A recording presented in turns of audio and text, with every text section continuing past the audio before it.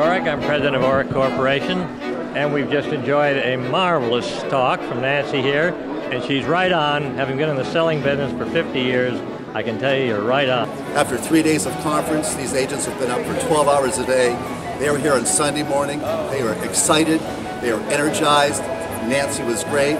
Best decision I could have made. Nancy, you did a fantastic job. You captured the audience. You're the greatest. You make people laugh. It was fabulous. Absolutely fabulous. Fantastic. Nancy, you fabulous. Rock. Making customers for life, and that's the name of the game. The skills and techniques are useful at any organization. We're going to take home a lot from this program. Marvelous, marvelous program. Program for life. According to our special guest speaker, it's not that simple, okay? Common sense is not that common, according to her. She not only talks the talk, but most definitely walks the walk. Please, please, please join me in welcoming the one and only Nancy Friedman.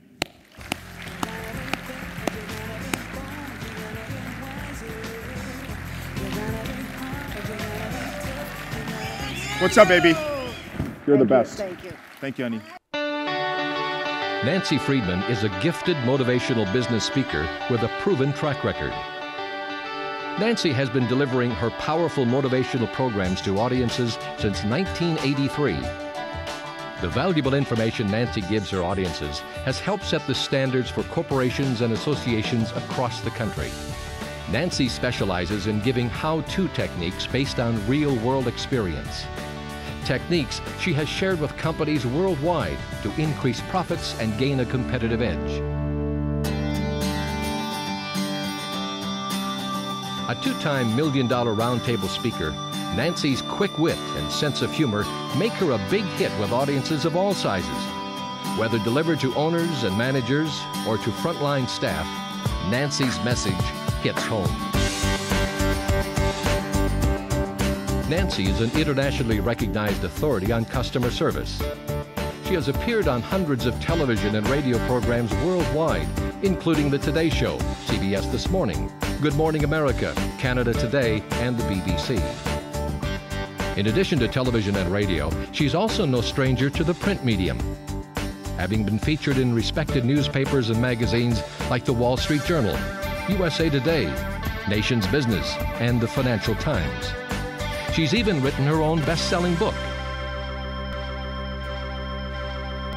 They probably talk with you. You're very important to your Nancy is perhaps best known as the telephone doctor. Thanks to her highly successful series of videos on customer service and telephone skills. The series is considered by many to be the most effective training package available today. With these credentials, it's no wonder major corporations and associations around the world choose Nancy Friedman to speak at their events. And now, it's my great pleasure to introduce to you Nancy Friedman. I am Nancy Friedman, and you're entitled to a little information on me. I was born in Chicago, Illinois. You are not entitled to the year. I started my career at WGN Television many, many years ago in the sales and service department. Several years after that, my husband bought a radio station in San Diego, California, and I helped set up the sales and service department of that radio station. 100% of my job is customer service contact. That's all I do all day long is talk to people. And over the years, we've learned techniques that work. Now, some of them are sales techniques, but that's okay. But let me tell you something. Life is a series of sales presentations. We are always selling somebody something. Our kids to eat dinner, our bosses for a raise, our wives for you know what, and our husbands for God knows what. We are always selling somebody something. Somebody wrote a song, life is a cabaret. Life is a bowl of cherries. Bull. Life is a series of sales situations, and how you make it work for you is the name of the game. Whew, amen. Yes, I'm a professional actress, but I've taken everything I've learned on that stage and applied to what I do now for a living, 365 days a year of my life, and that's customer service. And let me tell you something, my friends. There's no acting involved in what I do today. There's no role playing in what I do today. There are no lines to learn in what I do today. Today, what I do comes from my heart, going to go to your heart, and from your heart to your customer's heart, and then we will have a better place to live. Working with customers is not new. Those of you who are sitting here as publishers or high executives within your organization, you all know how to do it right. My goodness, that's how you got where you are. You know how to make a phone call. You know how to take a phone call. You know how to make a presentation. You know how to make the negotiation. You know how to close the sale. You're very good. That's how you got where you are. Let me ask you another question. After you make that phone call, and after you take that phone call, and after you make that presentation, and after you make the negotiation, and after you close the sale, what happens then? Does that client, does that person, does that prospective advertiser now become the property of the people you left behind to run your office right now as we speak? And let me ask you another question. How many of you feel right now that the people you left behind to run your office are as well skilled on customer service and satisfaction as you are? Oh golly, if we could clone you, it would be great. We have 3 of you, and 2 of you, and 4 of you, and 5 of you. Yeah, I'd like 5 of you. Yeah. Usually I end up picking the CEO. Who'd I get here? Jerry Smith, yeah. Yeah, you stay after school, okay? No problem. We know that more business is lost due to poor service and poor treatment than poor product. And I find that statement so incredibly important, I repeat it every time I say it.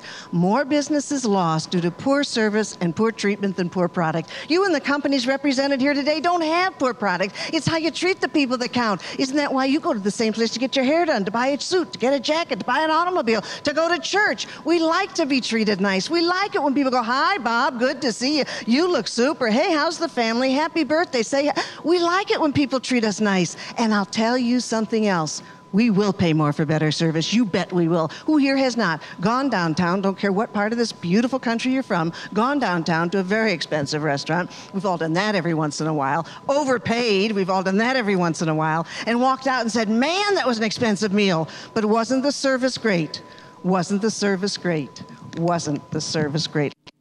Many years ago, I picked up my telephone and I called my insurance agent and I told him to cancel all my policies. No small job, we were his largest account. I don't need to tell anybody in this room what happens when you lose your largest account. The man had coronary arrest. I heard him fall off his chair. He picked himself up and he said, my gosh, Nancy, what happened? So I told him, your people stink. They're so rude, they're so abrupt, they're so unfriendly, they're so unhelpful, and I don't want to be treated like that, thank you very much. I won't be treated like that. He said, you know what, Nancy, you're right. When I call your office, I'm treated like a king. I said, Michael, we treat our wrong numbers better than you treat your customers. You'll get that later. He said, would you do me a favor? I said, what's that? He said, would you come to my office and would you show my people what you guys do? Well, I don't know about anybody in this room, but when somebody reaches out to touch me, I do want to touch them back. So I said, yeah, I'll go to your office. So I went to his office out of love. It was the last time I did it out of love, let me tell you that. But I went to his office. Michael said, Nancy's going to speak with us. So I stood up in front of these 6, 17, 18 people looking at me, much like you're looking at me right now. What you gonna say? And I said, well, at our office, we say please. And one woman said, Hilda, write that down, that's a good one. And she wrote down please.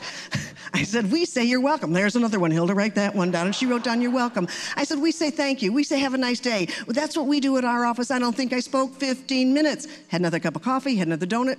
Said, thank you very much. I got to go. And I started to walk out the door.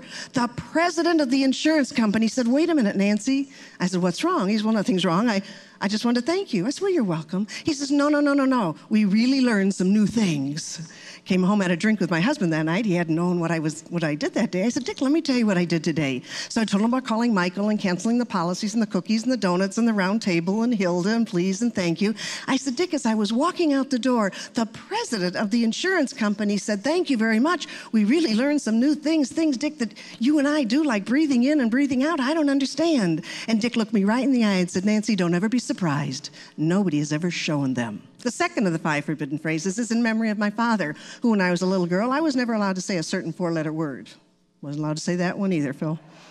I was never allowed to say I can't. My daddy would look at me and say, what's the matter, Nancy? I didn't ask you to fly. Tell me you don't want to. Tell me you don't have time. Tell me you won't. But don't you tell me you can't, Nancy, because you haven't tried.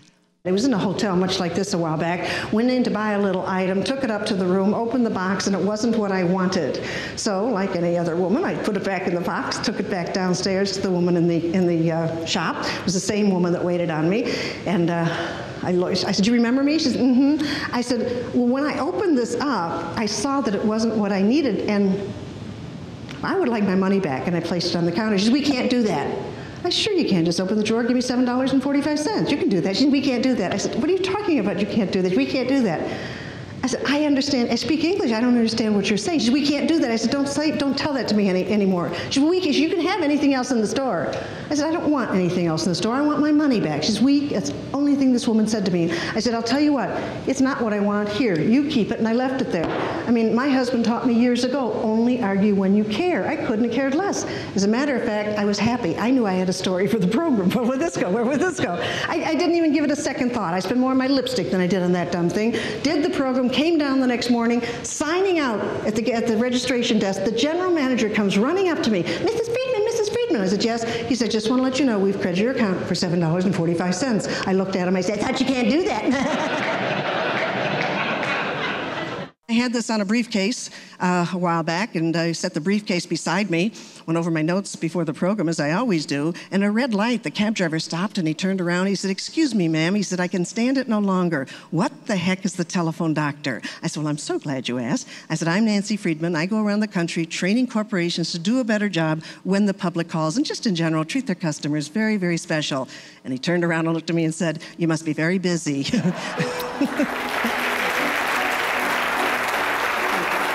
Very dynamic. She did a wonderful job. As we saw from Nancy today with an excellent presentation, that it's more than just how do you answer the phone. That's just one step. It's just one small part of the process, but it's bigger than that. I think it's things we all know and understand, but we just don't implement them for whatever reason. So she kind of put the urgency there for us to do those things. How do we communicate in general with everybody, and how well are we doing that, and how much better can we be, and how much better can our businesses be if we learn to do that more effectively? Today it was a 10. Very good. So her ideas and her thoughtfulness really inspired our people, I think, to go back and bring this home to our own folks.